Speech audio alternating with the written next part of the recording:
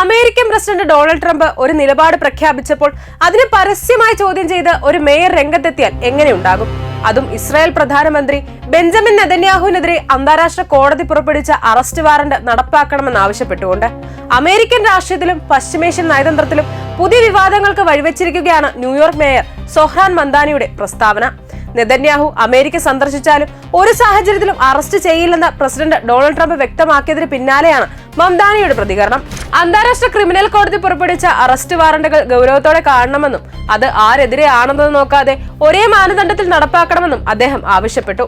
നെതന്യാഹുവിനെതിരായ ആരോപണങ്ങൾ വ്യക്തിപരമായ അഭിപ്രായങ്ങളല്ല, കോടതിയുടെ ഔദ്യോഗിക രേഖകളിലുള്ള ആരോപണങ്ങളാണെന്നും മംദാനി ചൂണ്ടിക്കാട്ടി.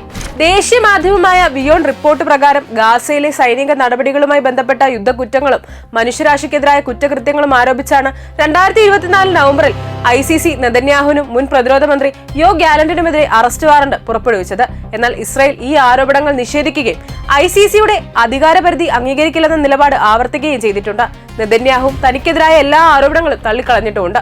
മംദാനിയുടെ പ്രസ്താവന അമേരിക്കയ്ക്കുള്ളിലും വലിയ രാഷ്ട്രീയ ചർച്ചകൾക്ക് വഴിവെച്ചിട്ടുണ്ട്. അമേരിക്കയും ഇസ്രായേലും ICCയിലെ അംഗരാജ്യങ്ങളല്ലാത്തതിനാൽ കോടതി വാറന്റ് നടപ്പാക്കേണ്ട നിയമബാധ്യത അമേരിക്കയ്ക്കില്ല എന്നാണ് ചില നിയമവിദഗ്ധരുടെ അഭിപ്രായം. അതേസമയം അന്താരാഷ്ട്ര നീതിന്യായ സംവിധാനത്തിന്റെ വിശ്വാസ്യത നിലനിർത്താൻ കോടതി നടപടികളെ എല്ലാ രാജ്യങ്ങളും ബഹുമാനിക്കണമെന്നും മറ്റു വിഭാഗം വാദിക്കുന്നു.